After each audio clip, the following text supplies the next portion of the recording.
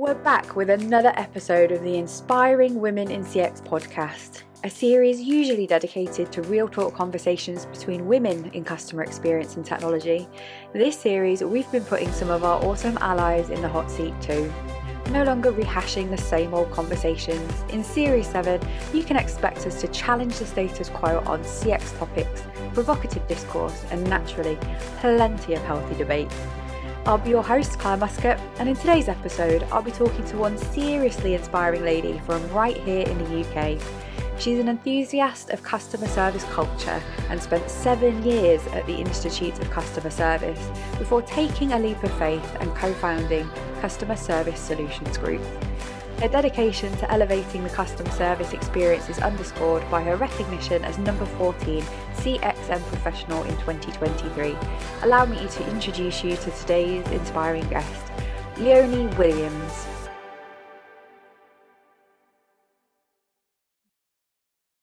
Hi, Leonie. Hi, Claire. How are you? I'm awesome. Welcome to the Inspiring Women in CX podcast. It's so awesome to have you with us. Oh, I'm really, really excited to be here. Thanks for inviting me. You're welcome. You're welcome. And welcome to everybody listening or watching wherever you are as well. So as always, we're going to jump straight in with the first question. And that is, can you tell us a little bit more about how you found your way into the Wix community and what you've got out of being here so far? And I know this is a really fun story. Yeah, no, it is actually quite a fun story. So when I finished working for the Institute of Customer Service and wanted to set up customer service solutions, I knew that I needed to go out and get a bigger network, and I decided that LinkedIn was going to be the place. And I stumbled across LinkedIn and I stumbled across this lady that I recognised. And I thought, oh my God, I know her. We went skiing as a group of people 10 years ago. We've got some mutual friends, and it was Claire, right?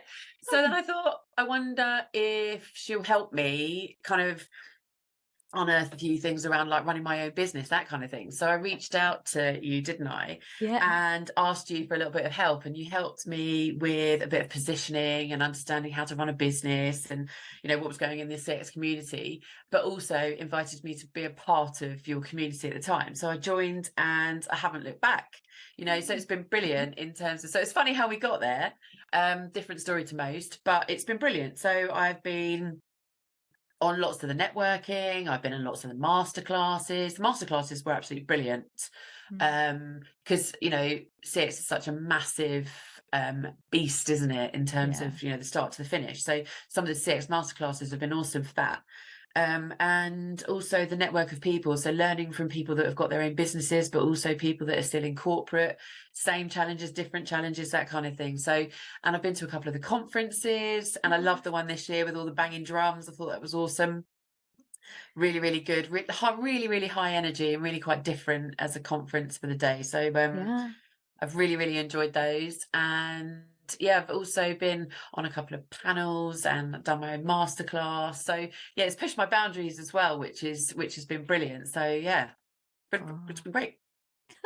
Thank you for all your contributions. And yeah, like thinking a skiing holiday would be like 12 years ago probably now, won't it? Yeah, probably. Yeah. And led to this. I love those kinds of like little connections, serendipitous occasions that lead to future friendships.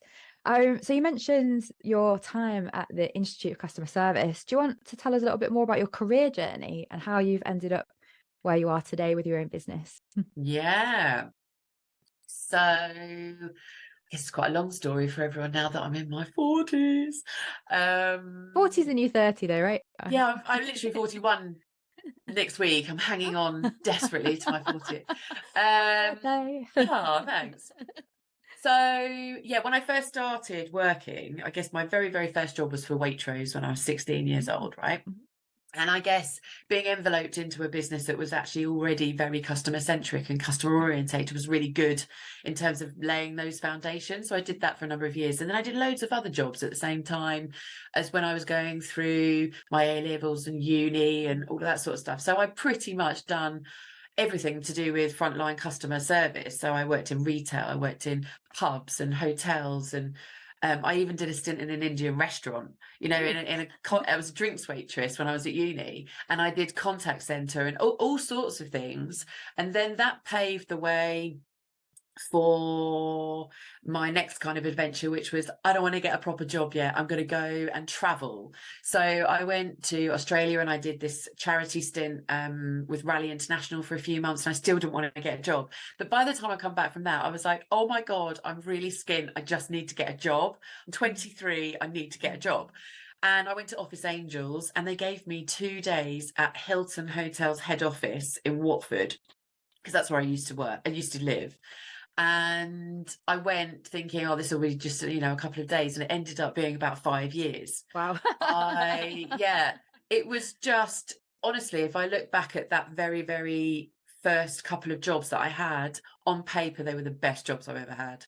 Like, I was enveloped into the leisure sales team, which is essentially us working with UK tour operators to get individuals out to all of their international hotels. So I was working with hotels in Mauritius and Italy and America, and I got to go on all these amazing trips. Like, you couldn't have planned it any better for someone that absolutely loved traveling. It was just absolutely brilliant. So at that point in time, so I could use all of my customer service skills, but it was all about retention and growth and building relationships with people and learning about people, and it was absolutely brilliant. But that leisure sales side of hotels was very insular to London, so I thought, I know that something was telling me, I knew that I was never necessarily going to want to live in London. I might want to live in Australia or Gloucestershire, so it transpires. And I went and moved over to corporate. So I went to work I moved from Hilton hotels into Intercontinental hotels, so the other powerhouse of Intercontinental hotels. Each of them have got about 4,000 hotels in their gift. And I went to work for them over in Heathrow. Very sexy. And it ended up being an amazing transition, because I went from off property to on property hotels, and then you get enveloped into this culture of where everybody is responsible for the customer. Every single person knows their role and is visible and transparent, and everybody is talking the same language, and they know that the customer is, they don't know who the customer is, but they know that they're really, really important, right? They could be a VIP, they could be a regular guest, they could, so everybody is just within this, bubble of, having this customer-centric culture, I guess. And I worked for them for a bit, and then I had the opportunity to go and work in Australia, and I got sponsored by IHG to go and work in Australia. And I do have to say that I had my reservations about whether it was going to be the same. And actually, because it's a massive hotel chain, all of these insular little kind of businesses are being run by their own personal GMs, and they're all almost like tiny little micro businesses all in a bigger business. And I had my reservations about whether it would be the same, and it absolutely was. Like, everyone's just, culturally, as a massive organization, they still put all of the same reward and recognition schemes in, all of the same moments of truth in, all of the same responsibility sets, all of the same objectives. It was just really amazing how they take such a massive organization but bring it down to a very grassroots level, and it's still, that message still carries across. So yeah, I went out there and then came back to a national role in the UK, where I was looking after some really, really big corporate organizations. But the difference between, I guess, this and maybe another role is you're looking after the massive corporate contacts and the relationship over here and all the, all of the negotiations at a very top level, but you're also really responsible for that, what's happening at that kind of hotel level. And at this point, I was looking after, a 10 million pound portfolio, but also across 60, 70 hotels at the time. So you've got to forge relationships across all of those hotels, because you need them to do a really good job for your own job. So it's constant, like, working with your internal employees and your external clients to make it all come to fruition. So that's kind of where I got to. And then I didn't want to become institutionalized in hotels either, because that's really easy. So I moved over to the Institute of Customer Service, because I wanted to work totally pan-sector, and that is exactly what I got. Across my 7 years at the Institute, I worked with probably 75 organisations, and it was brilliant, because you're working with organisations that are either brilliant at it already, or they really want to be, and they're there for the right reasons. So that was a really nice kind of segue into working with businesses that I could, I kind of got enveloped in again to these businesses that shared everything. I was sitting at these CEO tables and talking to the boards and, really, really talking about the importance of this stuff and looking, leaning on our research and really looking at their best practice and being able to take that into this role has been absolutely amazing. So kind of went over there and I was doing all sorts. I was, working with Insight, putting surveys in place and, kind of trying to get the board buy-in, all sorts of things. And I learnt an awful lot. But working within the Institute, I found my ability to go outside of what the Institute had to offer quite restricting. So it wasn't necessarily that I could always do the best thing for my customers, because we were quite restricted in what we could do. So at that point, I thought I want to do more things practically to be able to help these organisations that I'm working with. How can I do that? And COVID came along and kind of expedited my view of what I wanted to do because I had to prioritise my kids. And I decided to quit my job at the Institute. And then that gave me a really good opportunity to then start Customer Service Solutions. My business partner, Rebecca, she had very, very similar age kids feeling the same thing. And actually, we both quit at the same time, but we didn't really have a plan to go off together and do this. It just transpired that we were like, oh, let's do it together because we've got the same values and the same ethos around practical support in a very, very sustainable way. So then I guess Customer Service Solutions was born a couple of years ago, and that's kind of the story. And now for a quick word from one of our sponsors. We are proud to be supported by Kantar, the world's leading evidence-based insight and consulting company. Kantar CX helps clients define customer and employee experience strategies, better understand their customers via measurement, and in turn improve business outcomes, driving true commercial ROI. To find out more about Kantar's CX practice, please visit the sponsor links on the homepage of womenincx.community. Now back to the episode. Wow, I don't think I knew all that about you actually. But I'm sure we'll get to talk more about what you learned at those big hotel chains in relation to what you do today. I thought it was really interesting that it was that dynamic of like kind of B2B with the corporate client versus B2C with the actual execution of the experiences that would happen for the people that they were sending off to those hotels. So just like that really familiar story kind of during the pandemic, a lot of women made the same decision, didn't they? To be like, actually, my like family and my work life aren't really balancing, and taking that leap actually, and strangely a really difficult time into starting their own businesses and flourishing by taking all their learnings from business and industry into then being able to provide client service. So well done you, that's so cool. But there must have been some challenges that you've experienced or barriers on the way to becoming the woman you are today. What would you share with the audience about that? So actually, I would say it largely is the focus around, I think in my early kind of professional career, I didn't really come across any barriers or any challenges. I just, the challenges were around time, and when you're working in hospitality you are working lots and lots of hours, but because I didn't have any dependents, you could do that, and I loved it, and you're working 70-80 hour weeks, and it was all good. Really where I think I've come up against the biggest barriers and challenges have been around having kids.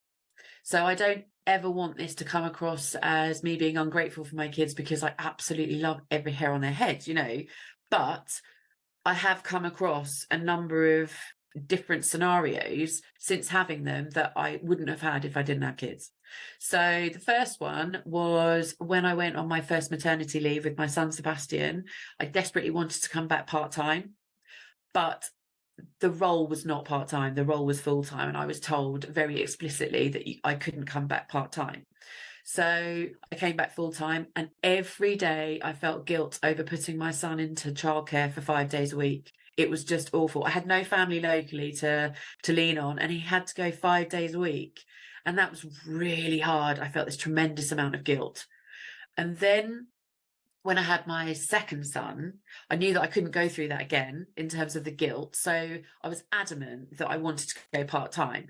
But in the time frame between Sebastian and Spencer, I'd been given a promotion and I was a senior leader in the organization, and it was great. I had a team, but I was told that senior leaders couldn't go part-time. So I then had to revoke my senior leadership status to be able to go part-time. So that was then another thing around the kind of kid thing that I had. And then the third thing, which was probably, the biggest catalyst for me kind of having a challenge, was during COVID. I had a 1 and a 4-year-old, and my 4-year-old had literally just gone into school 3 months, and he was, chucked out again, homeschooling. We managed to get through the first lockdown.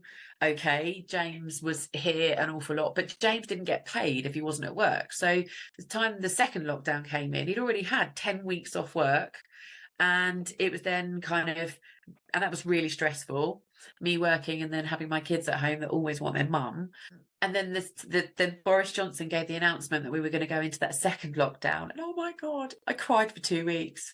I was just like, I can't do this. And then the homeschooling came in. So the first lockdown, we didn't have any homeschooling, and it was just like, keep them alive.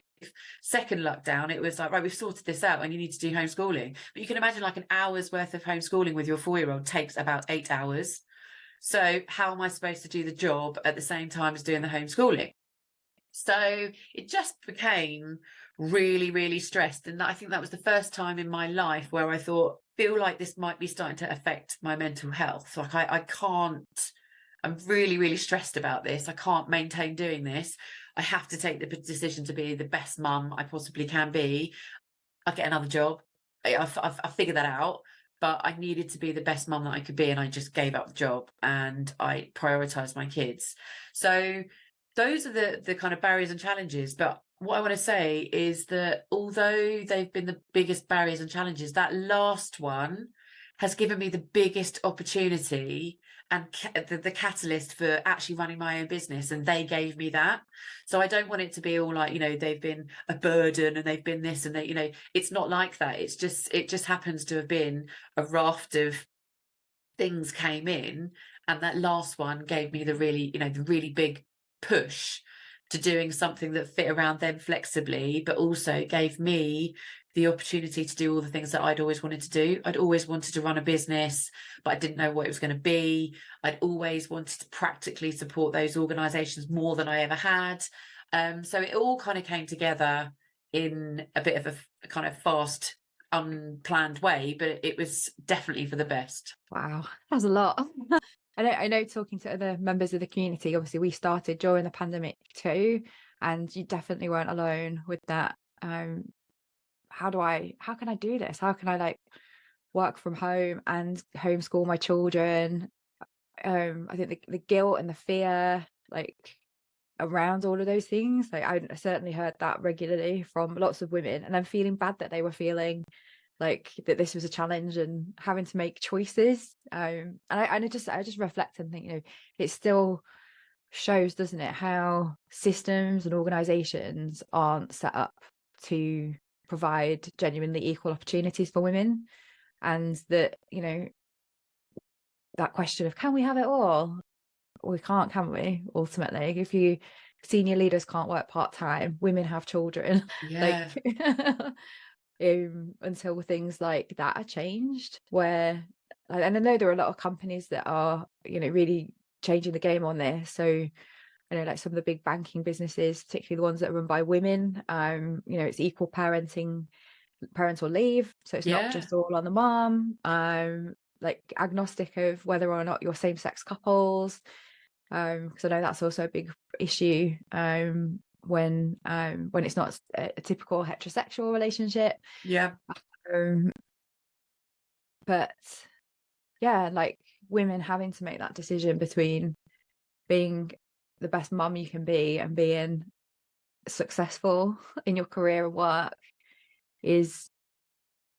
doesn't affect men in the same way, does it? Because the expectations on child rearing and care also aren't the same. Yeah, I think it's gonna, I think that if you were to ask my mum about the differences between my mum and dad's life and mine and, James's life, there is mammoth movement, you know, between, you know, my mum didn't go to work and my dad was the full breadwinner, and you know, he did nothing. So whereas James is much more hands-on, but James still doesn't have that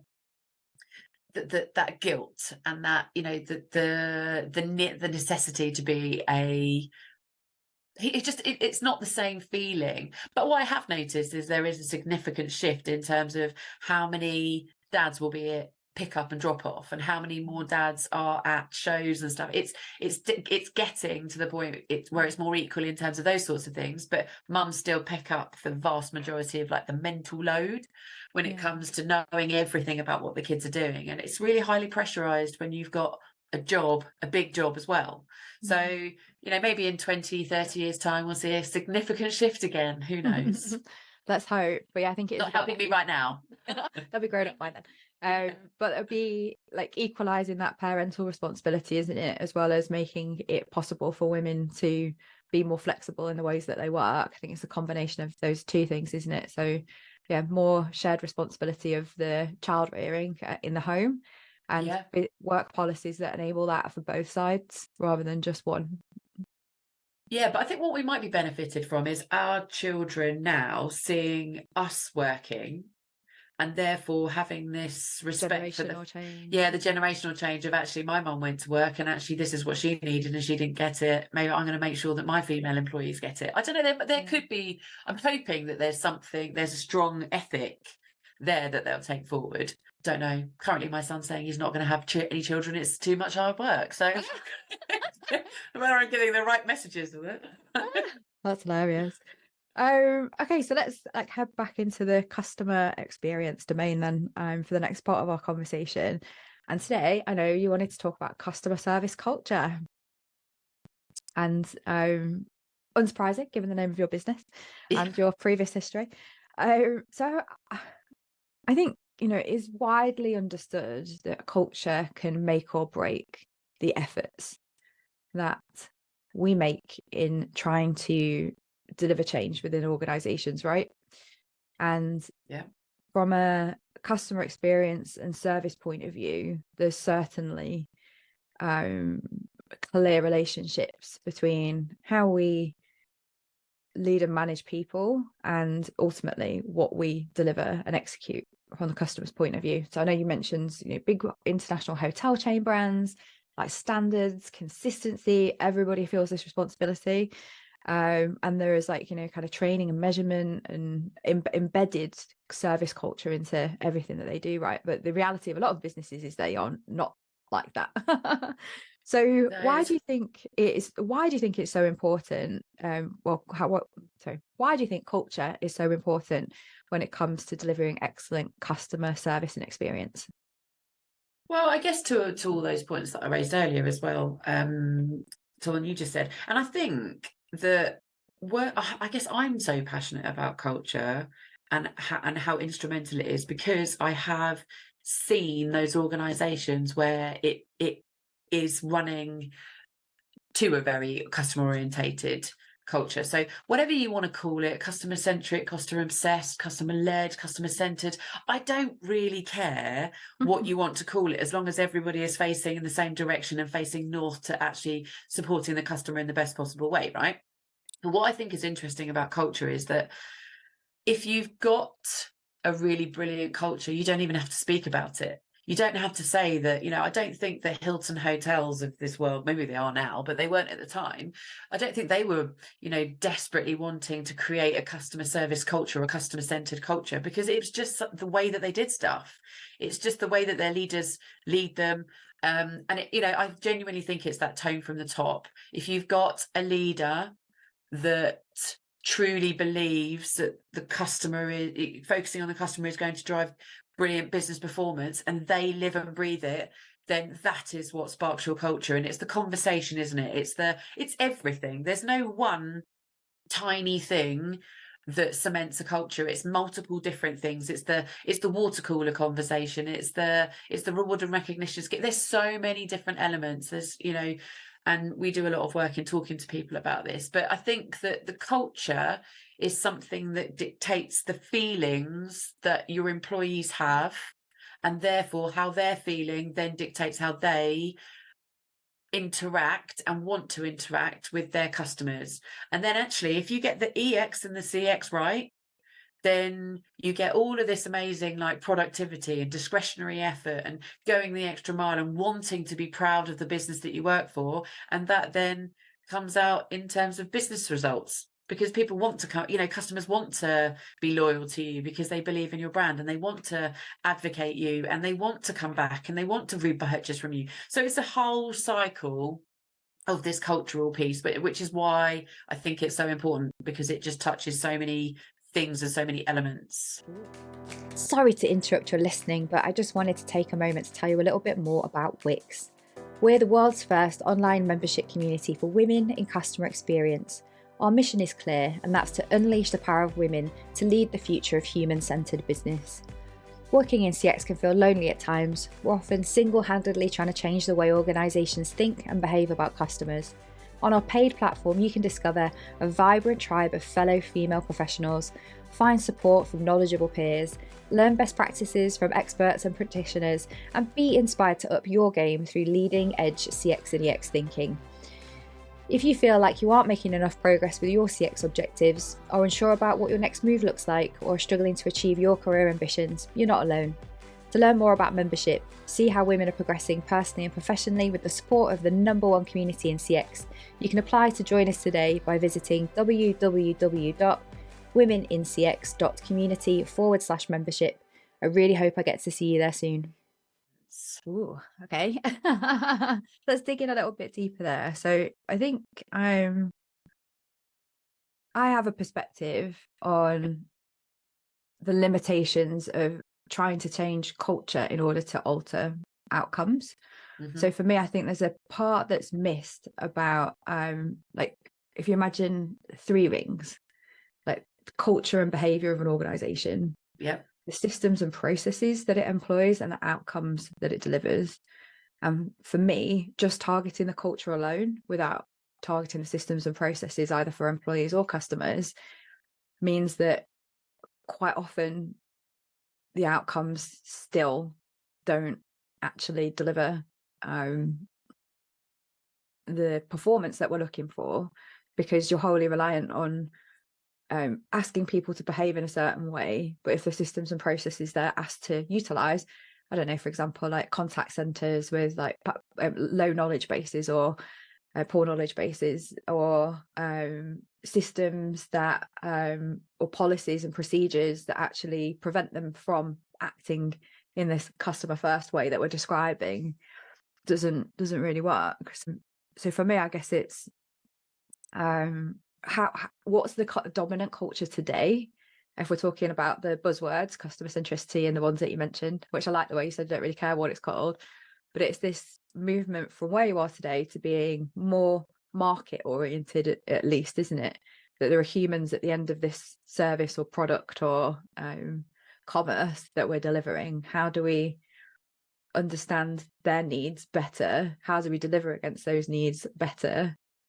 And what do we do as a result of that? So I know, like, typical dominant cultures might be like a sales-led organization or product-led organization, or like an operationally led or data-led organization that are recognizing we need to be more market focused. But for them, the journey, having a legacy of not being, to then expect that one day we're going to be able to just transform to be customer centric, like, actually that's a massive change, isn't it? So the companies you're talking about, they were built on that foundation, weren't they? So IHG, for example, or Hilton or Amazon or Apple, like they started with this culture, whereas a lot of businesses have been around for like 50, 100 years, and then they have this legacy culture that they're then trying to shift. And I know that I'm working on some projects at the moment with clients that are representative more of the latter. So we talked about like kind of why it's important, why it's difficult.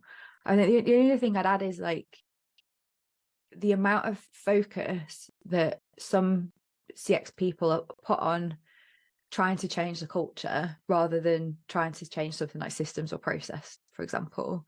And then feeling this like lack, this sense of like it's my responsibility to change that culture, without kind of seeing cultures take a long time to build, don't they? Like they are cultures because of the years and years and years like that they've existed, and that feeling of burnout that so many people get in like this cultural barrier that they just can't get over, and feeling that some sense of responsibility and in trying to own the change of that, when I think, to your point, it has to come from leadership, right? You have to start there, because if that team aren't behaving in a way that demonstrates to employees that they really care and they do the right things and they demonstrate great service leadership, it's just writing on the wall, isn't it? Or like value statements, or like customer at the heart of everything bullshit, like that we see on so many business strategies, but it never actually translates to a reality.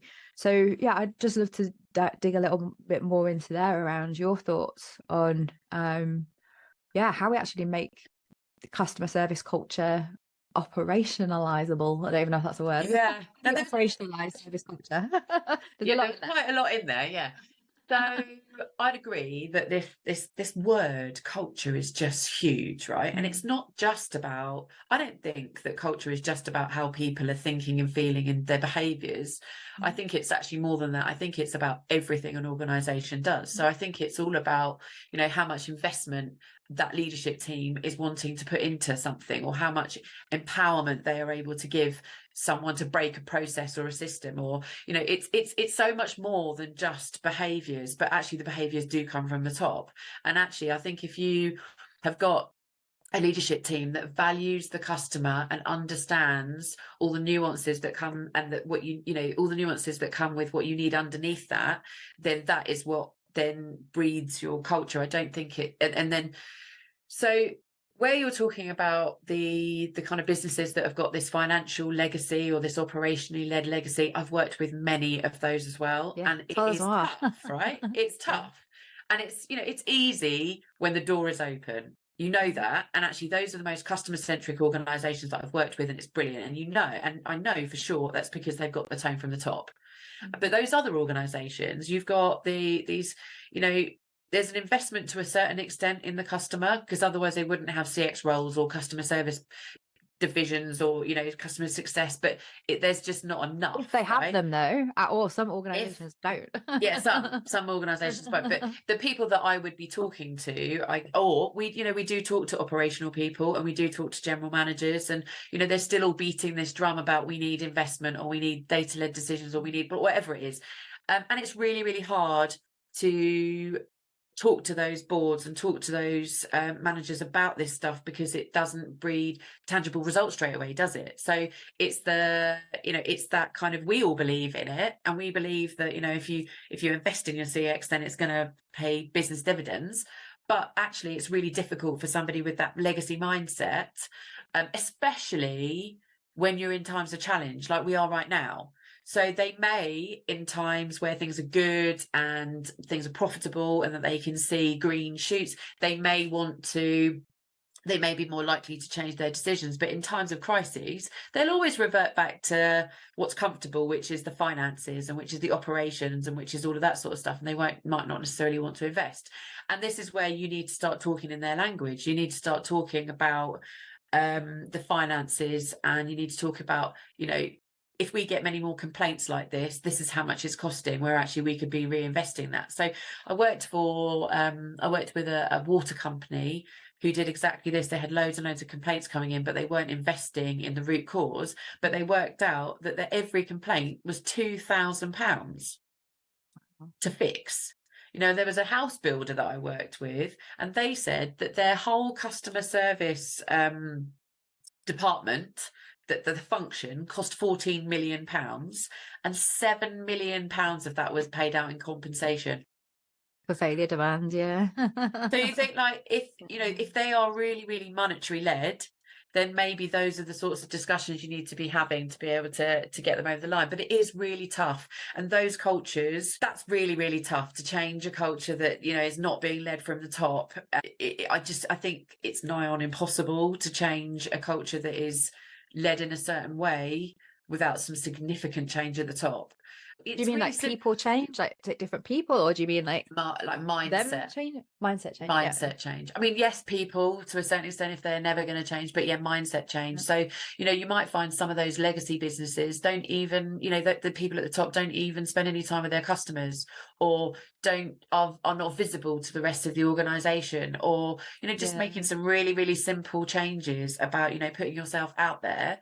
I've got a story about a guy who worked for a gas network, and he worked for this gas network, and they were a monopoly at the time. They didn't have to Don't have any do competitors, yeah. anything for their customers, right? He came in very, very customer centric, and they are probably now and he changed loads and loads of things, and he has created this culture where they invest, they're data led, they've got the right systems, they've got the right process, they've got the right partners, they've got the right ethos, they've got the right reward and recognition. They are incredibly customer orientated and employee orientated organization, but they are very, very hot on high performing teams. Right, so their investment goes into their high performing teams, and if you're not high performing, you're probably not suited to that environment. So it's and they completely change the narrative around that organization, where people want to work with them. People, they do a lot of work in the community, like they just did, but it took a really, really long time.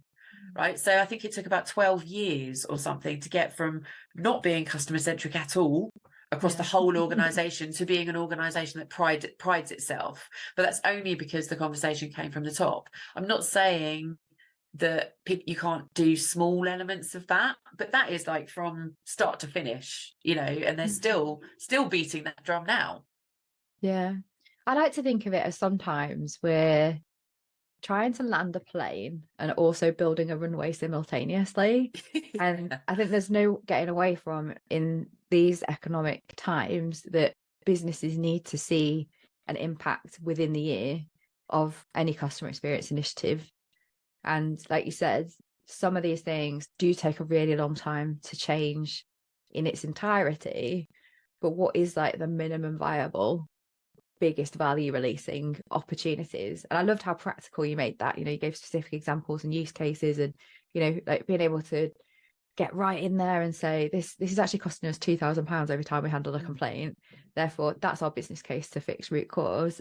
But I think for me, like at the leadership level, I think it has to start with strategy, right? So what is your customer pillar in your strategy? What is your people and culture pillar within your organizational strategy? What are the key outcomes that you're trying to drive as an organization linked to customer and people and culture?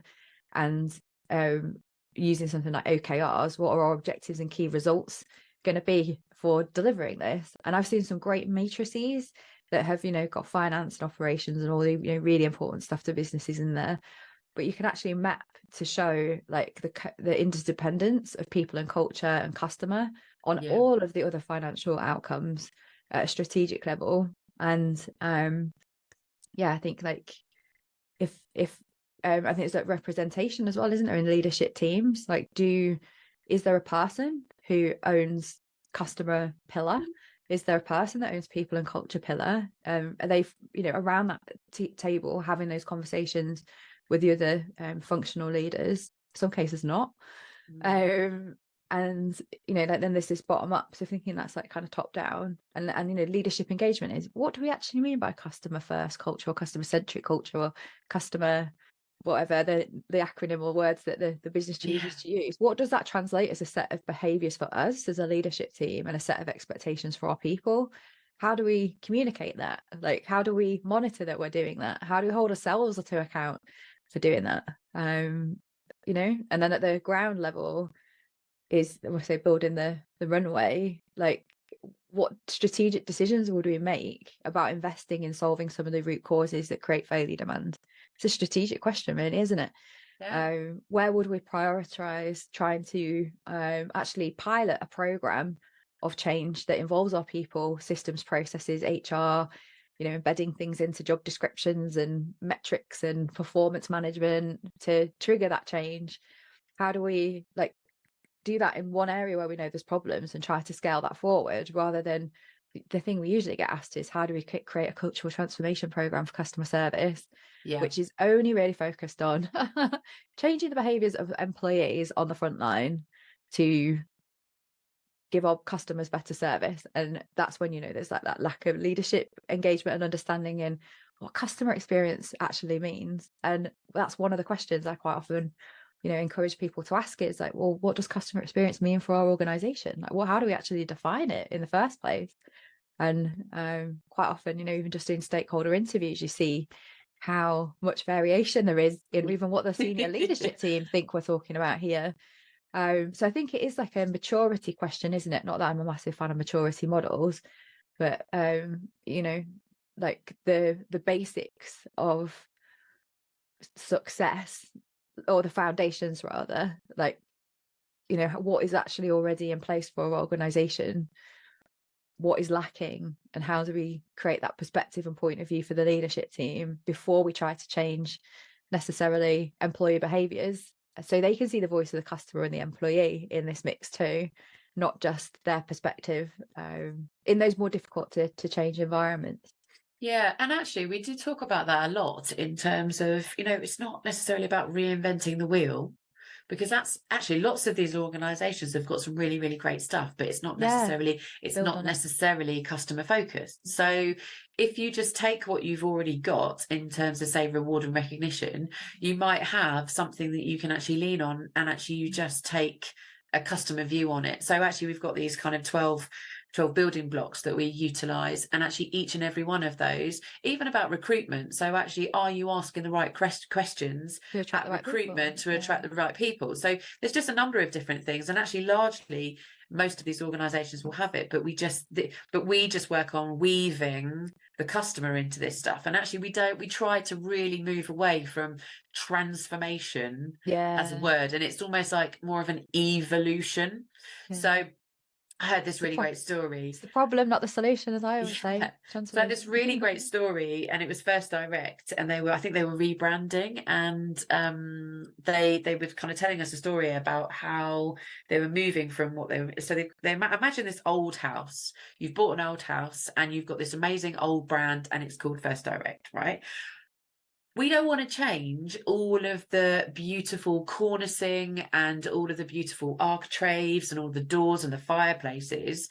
We don't want to change any of that, because we know that that's brilliant, but we need to evolve with time, because new systems, new technologies have come in place, and we need to Plumbing, central heating, we need to sort out our plumbing and our central heating and our furniture and stuff.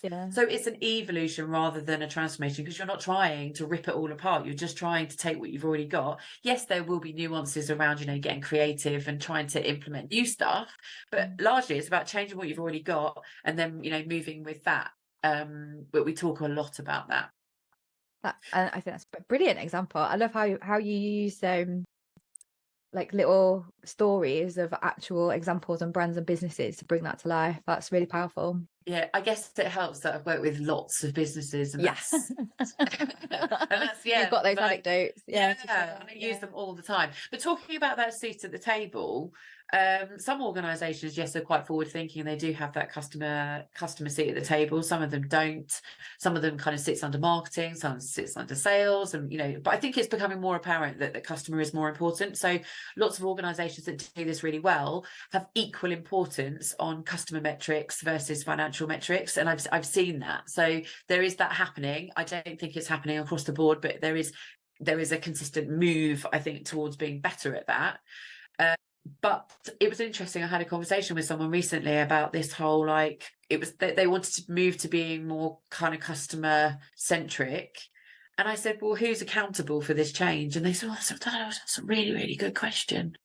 And I was like, I think we need to go and find out who, and also to your point you made about what is it that you're almost like your strategy, and what is it that you're delivering on. And actually I was probably going to say this at some point, in terms of like the key thing that I would do if I was going to go away is probably, ideal scenario, collaborate with your wider team on what that looks like, but really decide what your promise is to your customers. Like, what is it you're trying to achieve? what is it how you want your customers to feel when they interact with you, and then you can work out, actually, okay, so how do you get to that point? Is that behaviors, is that systems, is that tech, is that what? And actually, how do you need your employees to feel in order for you to fulfill that brand promise? So it's all that strategic alignment in terms of getting your teams on board. And I think that this is probably where those hotel chains did this so well without even really thinking about it. They just had this knack of kind of getting everyone on board and singing from the same hymn sheet, that everybody knew that actually our role in this person's day is to delight them as much as we possibly can. So actually, if you need to go the extra mile with this particular customer, just go and do it. Like, if you need to, you're empowered to go and do whatever it is that you need to do with that customer. That was very, very apparent. So the empowerment piece is also a massive blocker, as well as systems and tech and non-investment and data and all of that sort of stuff. The empowerment piece is, for me, is like top of the tree. But a leader is not going to empower its teams unless they've got trust in the fact that it's going to bring financial return. So it's kind of like a chicken and egg, isn't it, all the time? It was both. Well, it's not one or the other, is it? It's both. Yeah. Yeah, and depending on the organization, where it currently is, where its ambition is to get to, will massively impact the actions that we take, right? I was just thinking about that from where I see people quite often go wrong is not recognizing that there's an outside in. Who is the customer? What do they want and need? What are their expectations of us? How do we service those needs? Is like one side of the coin. But there is also this flip side of like, who are we as an organization? Like, taking our brand, for example, what does that mean we would want to offer our customers, and the culture that we have within our organization from our employee point of view? Propositionally, what does that mean? What would the service experience look like? You can do a hell of a lot of that inside out to match the outside in and meet in the middle. So for me, like experience design, like development of programs, metrics, data, all of those kinds of things is a combination of being able to take that outside in and inside out point of view collectively, and the results that you'll deliver in that way is significantly going to increase the value of any investment that's being made. But you don't have to 100% rely on this is going to sound weird on a customer experience podcast, but it doesn't have to be 100% customer led, does it? Like, actually, you can find what I call this like holy trifecta of great for customer, it's going to make people's lives easier, and it's going to deliver a business outcome. And selecting opportunities or ideas that actually do all three is going to get you way further, especially if they're looking for proof that this kind of thinking and behavior works. Then maybe saying like, here's a 5-year vision and strategy, and we're going to work towards building that from here outwards, as opposed to here's a view of where we want to get to, how do we reverse engineer from where we are right now to make that happen in the future. I'm in total agreement with you, because if I think you can sort out your own brand and your own proposition, then you can work out actually what you need from your employees to it's not all about how the customer feels, right? If you can't have Ritz-Carlton offering the same kind of proposition and service and compensation Premier Inn, and as Premier Inn, it's a totally and also the customers are not going to want the same things either. So it has to be. And there's a massive pricing difference as well, right? Because of the value in the increase in experience, whether that's like service or environment, you're paying for that extra, aren't you? In a premium brand versus like, I think Ryanair is a great example, isn't it? Yeah. Like, they don't promise anything, but they do promise like the lowest cost. Yeah. And like, people are happy to exchange service and experience value for really low pricing.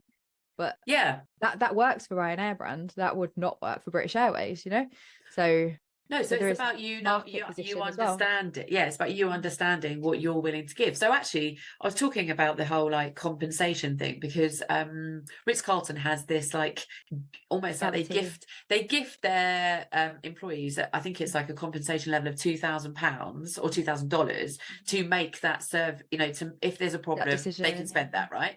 Mm-hmm. Every organization could do that, but not do it for £2,000. Like, they could do it for £10, or they could do it for a raft of other things that don't actually cost any monetary value or whatever it is. But it's still about the empowerment and the trust in the team, isn't it?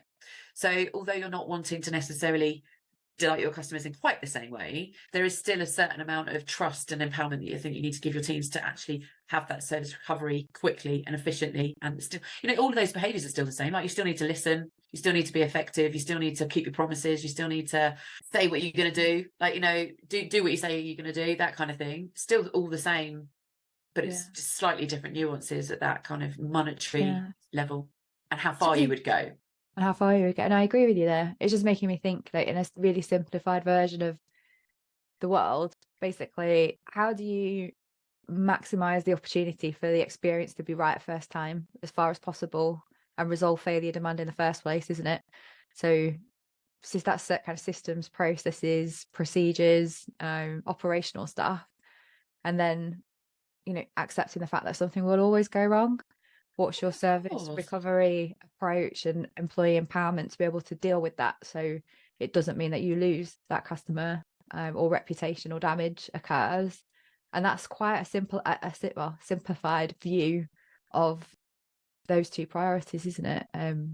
Yeah, because it's different according to the kind of business that you're operating in. So it could be really, really simplistic, and service recovery could actually be really easy. So I ordered a pair of pajamas recently from Marks and Spencer's. The trousers didn't come. That's the kind of problem, isn't it? That they need to do. I don't need to know all the backstory about where my trousers got lost. They don't need to do an investigation. They need to just send me the trousers with no extra cost. And that's exactly what they did. But that's a fairly simple thing to deal with. Whereas, we've been dealing with organisations which have got really long, convoluted relationships with their customers that are, not based on a transaction. They're based on, say it's a housing association.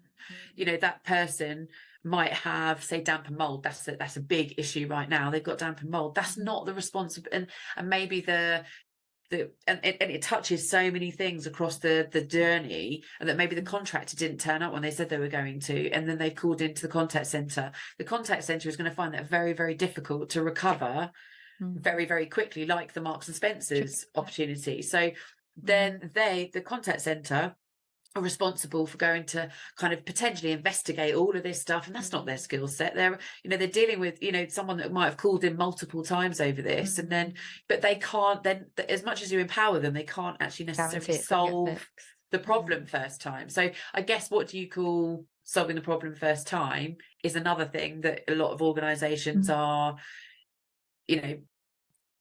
I guess battling with, because actually in a Marks and Spencer's type scenario, you can easily solve that problem first time, whereas in the other one that I've given you, it's really hard. Like, you can solve that interaction, and if you pass it on to someone else, that might be considered solve the problem first time, but that person might have called in 10 times about that same issue.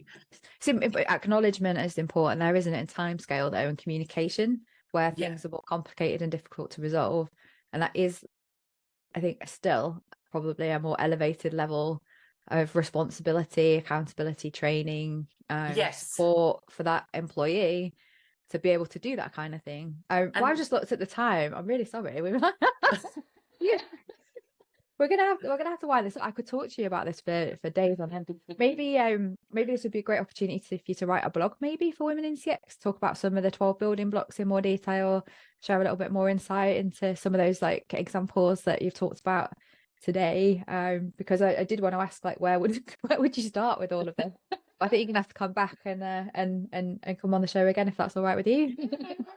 No worries. Yes, I could talk about this stuff all day. No, me too, and I really love the debate around it as well. And I think my ultimate reflection of this is it's not one thing or the other, it's both, and this and types of conversations we need to be having. There's not one thing that's better than the other. It is, when it comes to culture and service and experience delivery, it is really a combination of different skill sets, capabilities and activities that's right size for the organizational industry, environment, level of change required to get them from where they are now to where they want to get to today. But I really enjoyed that chance to talk about kind of inside out and outside in with you. That was really fun. Oh, amazing. So, if you're going to leave the audience with one final piece of advice or takeaway from this conversation, what would you say to them? Well, I guess my one thing is like, don't stress. Like, like, just life is hard enough. And my one thing that I've learned throughout all of my jobs is just don't sweat like the small stuff. And we're not saving lives. I mean, unless you've actually got a job where you are actually saving someone's life, it's just not worth the stress. And I think that you do a job that you love, ideally, because you spend a lot of hours doing it, but just only do what do what you can do. And if I've learned anything over the last year or whatever, is life is short, and you just do what you love, and just don't stress. Oh, that's lovely. And so true. Yeah, and remember the limits of your own responsibility, isn't it? Especially in Yeah, those absolutely. customer experience and culture change programs. Like, it isn't all down to you to solve. Yeah. So that's it. Thank you so much for joining us today, Leonie. Oh, thanks so much for having me. It's been an absolute pleasure, Claire. And thank you to everybody who listened or watched along wherever you are. And we'll see you all next time. Bye for now. Thanks for listening to the Inspiring Women in CX podcast with me, Claire Muscat. If you enjoyed the episode and you don't already, please do drop us a like and subscribe to our channel. The bigger the following, the bigger the impact we can create on our mission to amplify the voices of women working in CX and technology. Well, that's all for now. See you next time.